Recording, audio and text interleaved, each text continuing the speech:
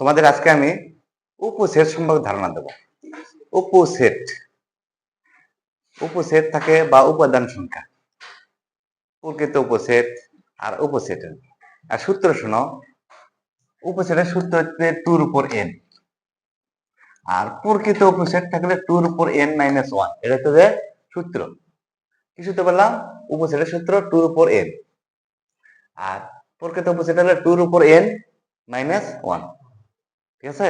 যেমন দেখো, যদি দেখা থাকে এরকম নৈমিত্তিকের জন্য আসে যে এটা সমান এর সমান এরকম এ বি হলে পি এ বলতে উপসেট এ নির্ণয় করো। নির্ণয় করা হলে আমরা নির্ণয় করব। আর কতটি তখন আবার নৈমিত্তিক থাকবে কতটি। তাহলে সূত্রে কি বলছি? টুর উপর এন। এর যদি থাকে কতটি, তাহলে টুর উপর এন। তাহলে টুর উপর এন, এন তে করার সঙ্গে দেখো তো, তাহলে 2 উপর 2 সমান 2 দুগুণে 4। আর যদি প্রকৃত উপসেট আসে তাতে কত ভাগ? তাহলে প্রকৃত উপসেট হলে কত? 3। একবার লিখলাম আমরা 3। তারপর আছে, তাহলে যদি এর মান যদি এরকম 3টে দেওয়া থাকে, যদি 3টে থাকে, তাহলে আমাদের সূত্র কি? 2 উপর n না? 2 উপর n।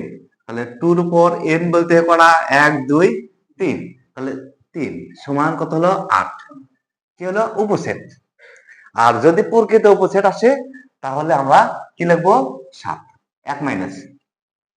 ঠিক আছে? আর এর মান যদি এরকম এ বি সি ধরো ডি, কটা আছে বার? 4টে। তাহলে যদি 4টে আসে তাহলে আমরা কত বের করব? উপসেট হচ্ছে 2 উপর n, মানে 2 উপর 4 সমান 2 উপর কত কত হচ্ছে? 3 বার করলে গুণ 4 বার গুণ করলে 16 না? আর যদি প্রকৃত উপসেট আসে তাহলে লিখবো আমরা কত? 15। আর প্রবলেম আছে বলতো? এখন কথা হচ্ছে আমরা এটা কি নৈবেত্তিকের কথা, কিন্তু যখন সব প্রশ্ন আসবে, সংক্ষিপ্ত প্রশ্ন আসবে, তখন কিন্তু আর নির্ণয় করতে বলবে না।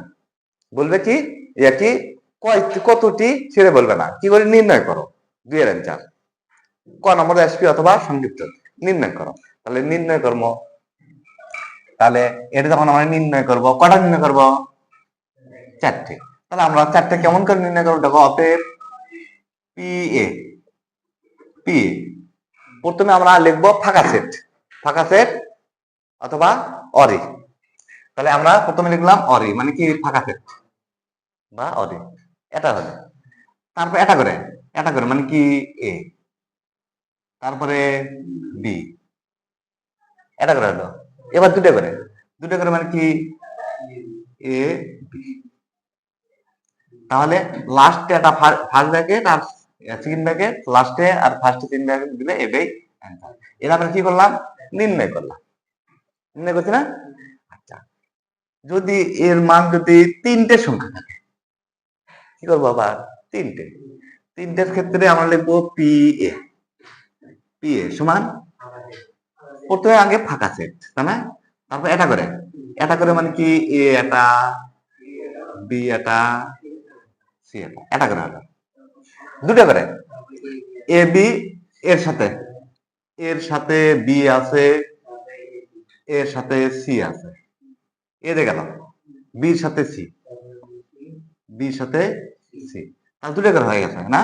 আর 3টে করে এ বি সি। দেখো তো, লাস্টে আর ফার্স্টে আমরা কি করবো? সেকেন্ড ব্র্যাকেট দেবো।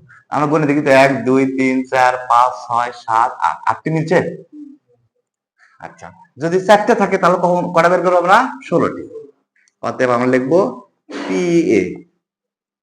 প্রথমে কি লিখবো? অরি বা ফাঁকা সেট। তারপরে এটা করে মানে এ এটা, তারপরে বি এটা, তারপরে সি, তারপরে ডি। কটা করে হলো? এটা করে। এখন দেখো, এখানে কিন্তু 4টাতে একটু ভেজাল হতে পারে, কিন্তু নিয়ম অনুসারে করবে, একবারও সমস্যা হবে না।